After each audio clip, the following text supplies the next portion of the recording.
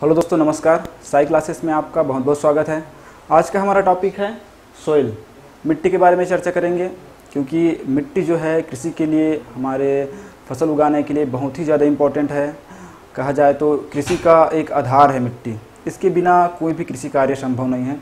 तो agriculture start करने के लिए, आगे पढ़ने के लिए सबसे पहले हमको मृदा के बारे में ज्ञान होना चाहिए। तो मैं सीधा आप लोग को ले चलता हूँ। सोइल क्या होता है, किस प्रकार के उसके बारे में अध्ययन करना है, क्या क्या इंपॉर्टेंट पॉइंट है जो जनरली एग्जाम में आते हैं, इसके बारे में मैं आपको बताऊंगा। तो जो हमारा मिट्टी है सोइल, उसको क्या है, लैटिन भाषा के सोलम शब्द से लिया गया है। जो सोइल जो वर्ड है उसको क्या है, लैटिन भाषा के सोलम शब्द से लिया गया है, जिसका अर्थ होता है फ्लोर, फर्श। ठीक है दोस्तों। तो सबसे पहले तो हमको यह पता होना चाहिए कि जो सोइल जो शब्द है, मिट्टी है, वो क्या है, हमारे लैटिन भाषा के इससे लिया गया है, सोलम से लिया गया है, जिसका सोलम का क्या अर्थ है, फ्लोर, फर्श या फैला हुआ। ठीक है। इसके बाद आपको सीधा डेफिनेशन में ले चलता हूँ मैं। परिभाषा क्या कहता है, मृदा एक गतिशील प्राकृतिक पिंड है। गतिशील प्राकृतिक पिंड है जो खनिज तथा कार्बनिक पदार्थों से मिलकर बनी होती है। ठीक है। एक सिंपल परिभाषा, सूटेबल परिभाषा क्या है, मृदा एक गतिशील प्राकृतिक पिंड है जो खनिज तथा कार्बनिक पदार्थों से मिलकर बनी होती है। इसके अलावा मिट्टी को और बहुत प्रकार से आप डिफाइन कर सकते हो, जैसे कि क्या है, पत्थरों के, चट्टानों के अपक्षय होने के फलस्वरूप कार्बनिक पदार्थों से मिलने से जो पदार्थ बनती है उसको हम लोग क्या कहते हैं, मिट्टी कहते हैं, मृदा कहते हैं, सोइल कहते हैं। यह कह सकते हैं पृथ्वी की सबसे ऊपरी परत को मृदा कहा जाता है। ठीक है। इस प्रकार बहुत सारे डेफिनेशन है अलग अलग साइंटिस्टों के द्वारा। तो ये इस परिभाषा के बारे में थोड़ा देखते हैं हम। क्या कहता है, मृदा एक गतिशील प्राकृतिक पिंड। मृदा को गतिशील प्राकृतिक पिंड कहा गया है। ठीक है। अब गतिशील प्राकृतिक पिंड क्यों कहा गया है वो आपको मैं आगे बताता हूँ डायग्राम के माध्यम से। ठीक है। और सेकंड क्या है, खनिज तथा कार्बनिक पदार्थों से मिलकर बनी होती है। ठीक है। देखो अब कैसे हमारा मिट्टी का निर्माण होती है, क्यों इसको गतिशील प्राकृतिक पिंड कहा गया है। तो यह है आपका सतह, ये सतह है। ठीक है। अब इसमें देखो ये क्या है, पेड़ है, पेड़, ये क्या है, पत्थर है, और बहुत प्रकार से चीज पाए जाते हैं। लेकिन एक मिट्टी का निर्माण कैसे होता है आप लोग को मैं बताने जा रहा हूँ। देखो तो हमारा परिभाषा में क्या है, खनिज तथा कार्बनिक पदार्थ से मिलकर क्या बनती है, मिट्टी बनती है। अब जो खनिज कहाँ से आते हैं, देखिए पत्थर, पत्थरों के अपक्षय होने के फलस्वरूप ही आपका क्या है, खनिज का निर्माण होता है। मतलब खनिज इसमें प्रेजेंट रहता है। बहुत प्रकार के खनिज होते हैं, एल्युमिनियम, आयरन, मैग्नीशियम, कैल्शियम, ये बहुत प्रकार से मिनरल्स क्या है इसमें प्रेजेंट रहते हैं। ठीक है। तो ये क्या हो गया हमारा खनिज। कार्बनिक पदार्थ कहाँ से आएगा, पेड़ पौधे, जीव जंतुओं से कार्बनिक पदार्थ मिलता है। CO2 कहाँ पे है, एटमॉस्फेयर में है, इसको कौन एब्जॉर्ब करेगा, प्लांट। ये फिर कार्बन कहाँ पे आता है, पेड़ में। ठीक है। अब ये क्या है, इसके पत्ते झड़ते हैं नीचे, प्लस पत्थरों का क्या होता है, अपक्षय होता है, वेदरिंग, फलस्वरूप छोटे छोटे टुकड़े बनते हैं। दोनों के मिक्सचर होने से क्या बन रहा है आपका, सोइल, मिट्टी का निर्माण हो रहा है। देखिए परिभाषा में लिखा है क्लियर, खनिज तथा कार्बनिक पदार्थ से मिलकर बने।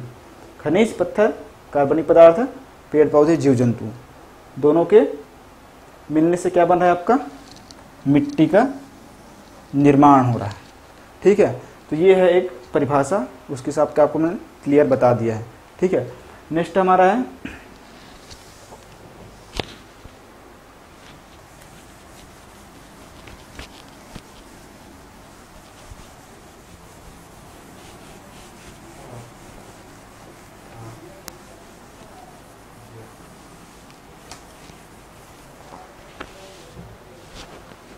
अब आपको ये बताता हूँ, मिट्टी में मुख्य रूप से कौन कौन सी चीज उपस्थित रहते हैं या किन किन चीज़ों से मिलने से एक सूटेबल मृदा का निर्माण होता है। ठीक है। तो इसको हम लोग कह सकते हैं मृदा का संगठन। ठीक है।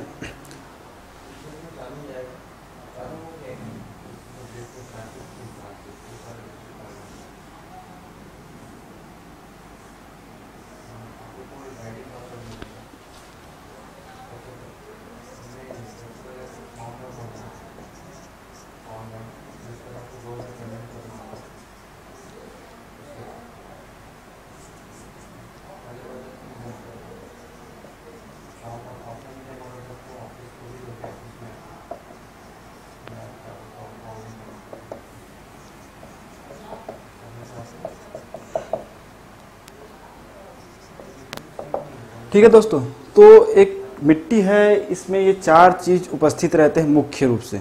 ठीक है, इसके अलावा अलग अलग जगह की मिट्टी में अलग अलग चीज़ उपस्थित अलग अलग मात्रा में रहते हैं, लेकिन एक संपूर्ण मृदा, एक व्यवस्थित मृदा में क्या है, ये चारों चीज़ उपस्थित रहते हैं। तो इसमें क्या है, खनिज 45%, कार्बनिक पदार्थ 5%, जल 25% और हवा 25%। तो इनकी मात्रा ऊपर नीचे होती रहती है। जहाँ पे जल पानी भर गया तो हवा की मात्रा कम हो जाएगी, जहाँ पे मिट्टी सूख गई तो पानी की मात्रा कम हो जाएगी। तो ये 4 चीज़ों से मिलकर आपके क्या है, मृदा का निर्माण होता है, जिसे हम लोग क्या कहते हैं, कंपोनेंट्स ऑफ सोइल, मृदा का संगठन। ठीक है, अब मैं आपको खनिज के बारे में थोड़ा बताता हूँ। खनिज, ठीक है, तो खनिज मुख्य रूप से 2 प्रकार के होते हैं।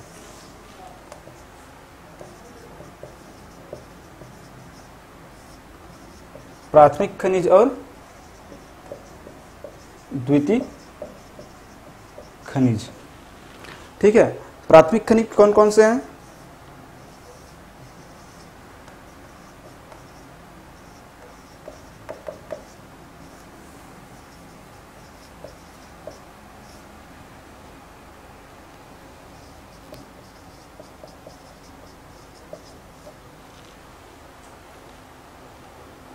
और द्वितीय खनिज आपके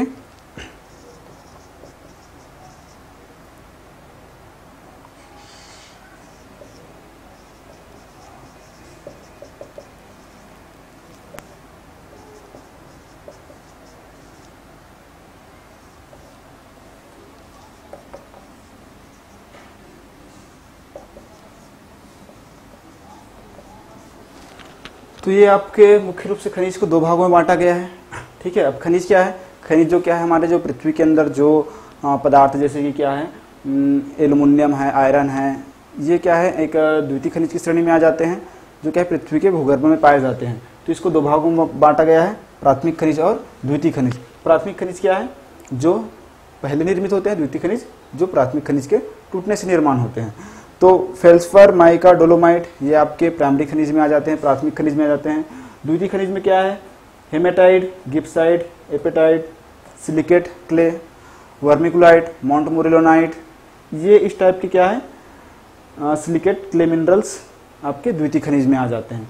ठीक है, इसके बारे में मैं आगे और डिटेल से बताऊंगा। अभी फिलहाल हम लोग कंपोनेंट के बारे में थोड़ा थोड़ा देखते हैं। ठीक, ये हो गया।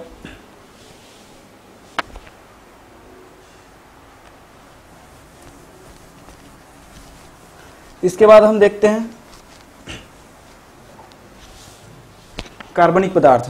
कार्बनिक पदार्थ कहाँ से आते हैं? आपके पेड़ पौधे एवं जीव जंतुओं से आते हैं। कार्बन डाइऑक्साइड को कौन लेता है? प्लांट लेता है। फिर प्लांट को कौन? एनिमल फीड करते हैं। तो वहाँ से क्या है, उसके डेड होने के बाद, जब डेड होता है, डिके हो जाता है, तो कार्बनिक पदार्थ आपकी मिट्टी में निर्मित हो जाती है।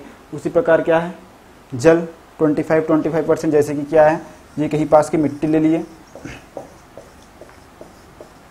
ठीक है, तो इसमें क्या है, ये रंध्रावकाश है, स्पेस है। तो इसमें क्या है, नीचे में जैसे जल भरा हुआ है, तो क्या है 25% जल, ऊपर के भाग में क्या है आपका हवा 25%। तो इस प्रकार ये क्या है, एक प्रकार से कंपोनेंट है मिट्टी का। इसके बाद मैं आपको ले चलता हूँ मृदा प्रोफाइल के बारे में।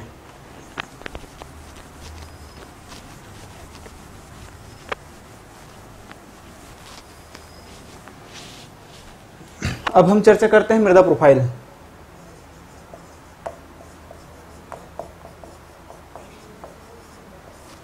मृदा प्रोफाइल के बारे में देखते हैं कि मृदा को वर्टिकली कट करने पर बहुत सारे अलग अलग खंड दिखाई देते हैं, अलग अलग भाग दिखाई देते हैं, जिसको हम लोग क्या कहते हैं, सोइल प्रोफाइल कहते हैं। जैसे कि क्या है,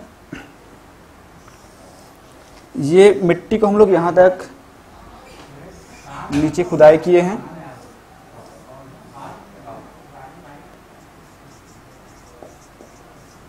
तो मिट्टी को इस प्रकार से पूरा नीचे तक, जहाँ तक पत्थर रहते हैं वहाँ तक क्या है, खुदाई करने पर हमको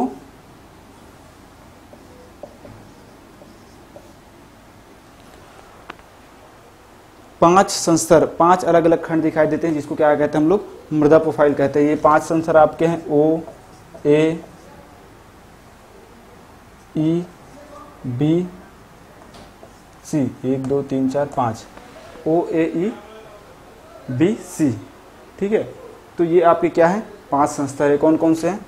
ओ संस्तर, ए संस्तर, ई संस्तर, बी संस्तर, और ये आपका सी संस्तर, रॉक सीमेंट होरिजन।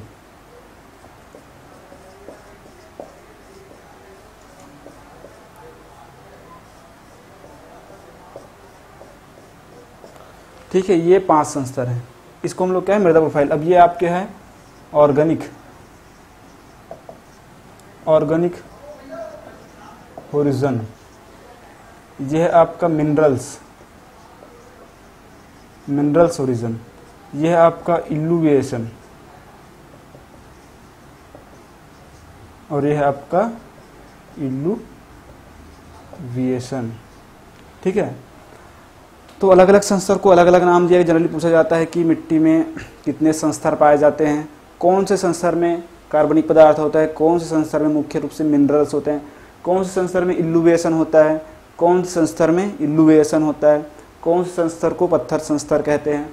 ठीक है, आपको एक चीज़ और बता दे रहा हूँ मैं, ए और बी संस्तर को मिला के क्या कहते हैं, सोलम। ठीक है, ए और बी संस्तर को मिला के सोलम, और ए और सी संस्तर को मिला के कहते हैं इसको कंप्लीटली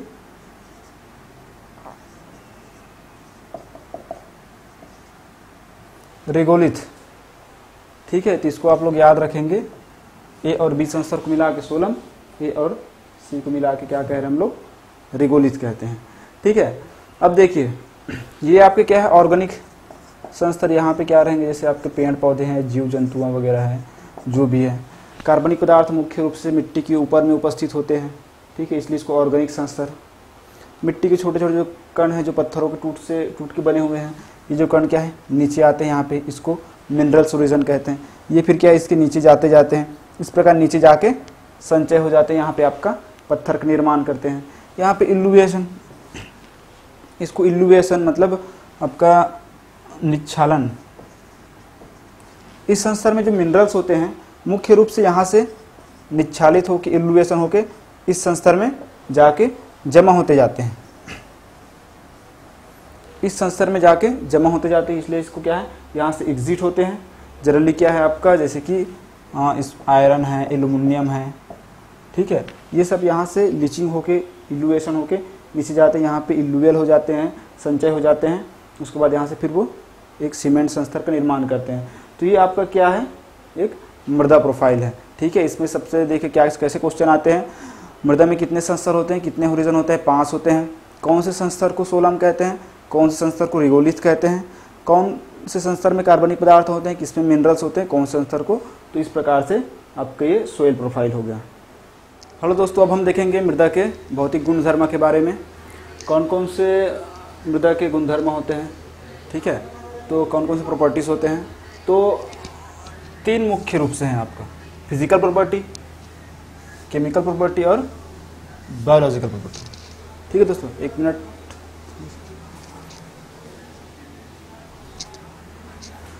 तो फिजिकल प्रॉपर्टी, फिजिकल मतलब जिसको हम लोग क्या है, फिजिकली देख सकते हैं, छू सकते हैं, स्पर्श कर सकते हैं, उसको हम लोग क्या है, फिजिकल प्रॉपर्टीज़ के कैटेगरी में रखते हैं। केमिकल प्रॉपर्टी जिसमें केमिकल रिएक्शंस होते हैं। बायोलॉजिकल प्रॉपर्टी मतलब बायो मतलब जिसमें माइक्रोब्स होते हैं। तो हमको मुख्य रूप से पढ़ना है पीएटी के लिए फिजिकल प्रॉपर्टीज़ के बारे में। मृदा के भौतिक गुणधर्म कौन कौन से हैं, उसमें क्या क्या होता है, इसके बारे में स्टडी करना है। तो आप लोग को ले चलता हूँ। फर्स्ट है हमारा प्राथमिक मृदा कण, प्राइमरी सॉइल पार्टिकल्स, या प्राइमरी सॉइल सेपरेट्स कहते हैं, प्राथमिक मृदा कण। सेकंड है मृदा कणाकार, सॉइल टेक्सचर्स। थर्ड मृदा संरचना, मृदा घनत्व, मृदा जल, मृदा वायु, मृदा रंध्रता। इन सभी को क्या है, मृदा के भौतिक गुणधर्म में रखा गया, फिजिकल प्रॉपर्टी में रखा गया। उसी प्रकार केमिकल प्रॉपर्टी में आपका जाता है soil pH, ESP exchangeable sodium percentage, SAR sodium absorption rate, nitrogen, phosphorus, potash, calcium, magnesium, ये सब क्या है, मृदा के रासायनिक गुणधर्म है, केमिकल प्रॉपर्टी है। उसी प्रकार है आपका बायोलॉजिकल प्रॉपर्टी में है आपका microbial population, bacterial, fungal, actinomycetes, ये सब पॉपुलेशन जिसमें हम स्टडी करते हैं बायोलॉजिकल में आता है। एंजाइमिक एक्टिविटी, डिहाइड्रोजनेस, फॉस्फेटेज, यूरिएस, ये सब एंजाइमिक एक्टिविटी आपके बायोलॉजिकल में आते हैं। तो हमको मुख्य रूप से पढ़ना है मिट्टी के भौतिक गुणधर्म के बारे में। तो मैं इस सबको थोड़ा थोड़ा जो इम्पोर्टेंट पॉइंट है उसको मैं आपको बताते जाता हूँ।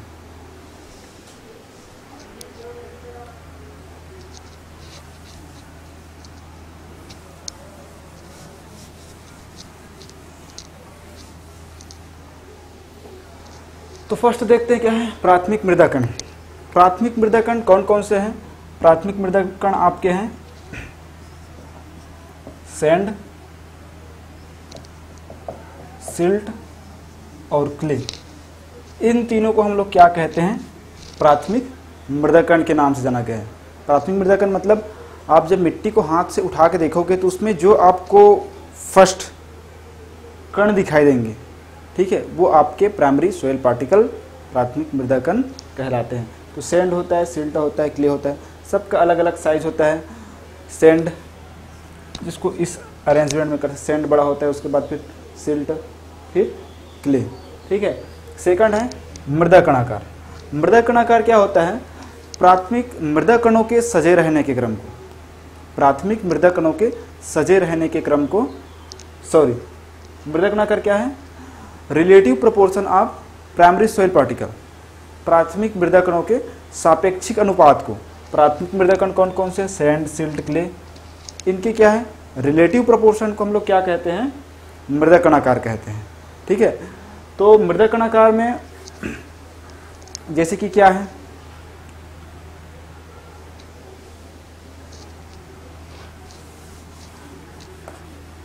बहुत प्रकार से मृदा होते हैं। जैसे कि अब ये हो गया आपका सैंडी सोइल हो गया सिल्ट सोइल हो गया, क्ले सोइल हो गया और एक लोमी सोइल हो गया, ठीक है। 85% सैंड, 80% सिल्ट, 50% क्ले और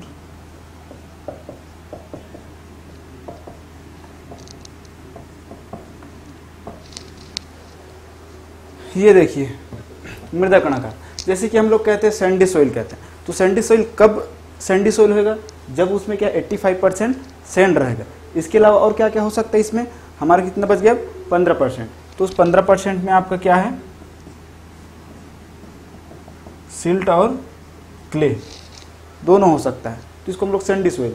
सिल्टी सोइल जब 80% क्या रहेगा? सिल्ट रहेगा।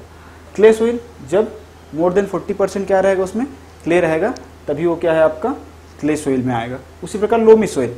लोमी सोइल मतलब ये तीनों क्या है? इक्वल अनुपात में रहेंगे, तो अब हम उनको लोमी सोइल कहते हैं। तो ये हो गया आपका मृदा कणाकार।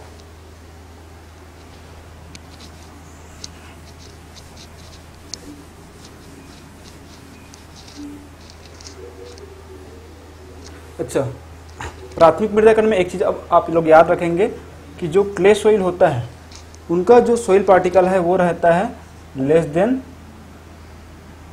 0.002 mm। ये मोस्ट इंपॉर्टेंट क्वेश्चन है आपका एग्रीकल्चर के कोई भी एग्जाम में जनरली पूछा जाता है कि क्ले पार्टिकल का साइज कितना होता है। तो ये लेस देन 0.002 mm, ठीक है। इसके बाद हम चर्चा करते हैं मृदा संरचना के बारे में।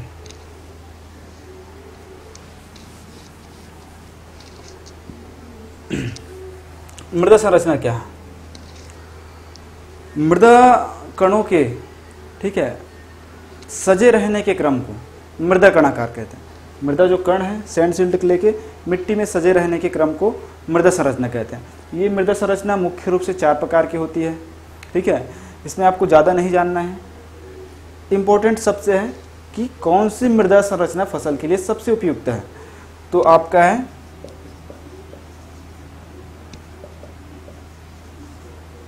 स्फेरॉइडल मृदा जो संरचना होती है वो सबसे बेस्ट है। ये भी 2 प्रकार की होती है, क्रम्बी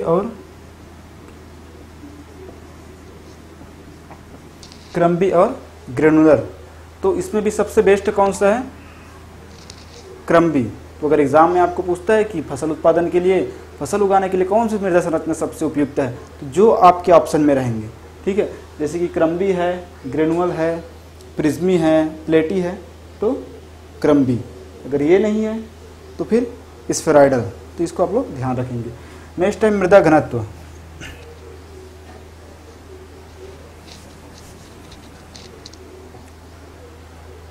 मृदा घनत्व के बारे में देखते हैं, ठीक है। मृदा घनत्व, मिट्टी में दो प्रकार की घनत्व पाई जाती है। एक है आपका कण घनत्व और एक है स्थूल घनत्व। ये घनत्व क्या होता है? द्रव्यमान बटा आयतन को हम लोग क्या कहते हैं? घनत्व कहते हैं। जब मृदा का क्या करते हैं, प्रति इकाई क्षेत्रफल में उसका आयतन निकालते हैं तो उसको हम लोग घनत्व नाम दिए गए हैं। तो कण घनत्व क्या है? कण घनत्व सिंपल, आप लोग को एक चीज याद रखना है कि मिट्टी का जो कण घनत्व है,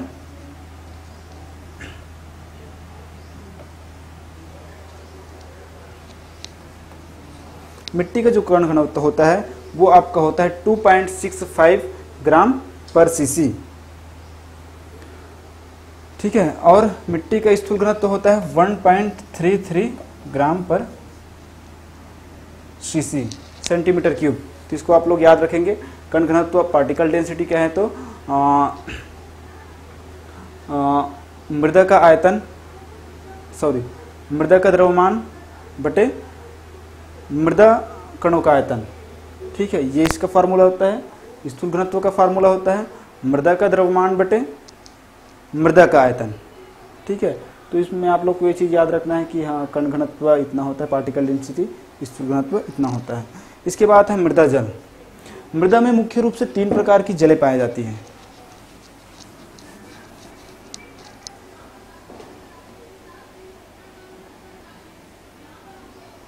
मृदा में मुख्य रूप से 3 प्रकार की जल होती है, हाइग्रोस्कोपिक, केपलरी और ग्रेविटेशनल वाटर। तो फसल उत्पादन के लिए सबसे उपयुक्त है तो वो है आपका केसीय जल, जो कि क्या है, मृदा में 31 से 0.3 बार पे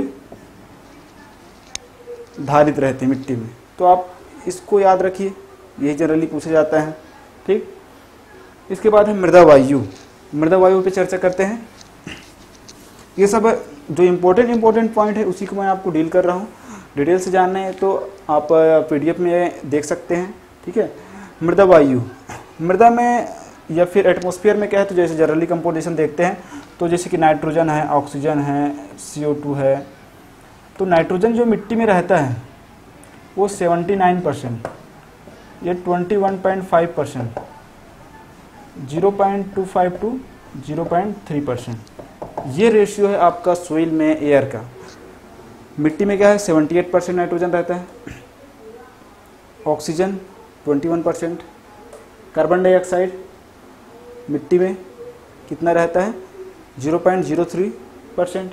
लेकिन क्या है, मिट्टी के इसमें ये बढ़ जाता है। तो आप जनरली ये पूछा जाता है, तो इसको आप लोग ध्यान रखेंगे कि क्या है, मिट्टी में कार्बन डाइऑक्साइड की मात्रा ज़्यादा रहती है, ऑक्सीजन की मात्रा कम हो जाती है, वायुमंडल में इसकी मात्रा बढ़ जाती है, इसकी मात्रा कम हो जाती है, कंपेयर। इसके बाद है मृदा संरंध्रता। मृदा संरंध्रता मतलब मिट्टी में, कौन सी मिट्टी में कितनी हवा है। तो आपका जो चिकनी मिट्टी है, क्ले सोइल है, उसमें ज़्यादा रंध्रावकाश रहते हैं, और जो आपका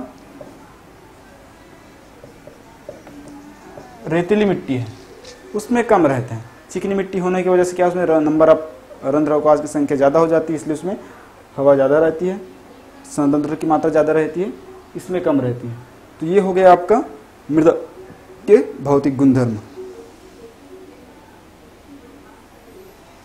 ठीक है दोस्तों, आज के लिए इतना ही। नेक्स्ट क्लास में हम आगे चर्चा करेंगे इसके बारे में।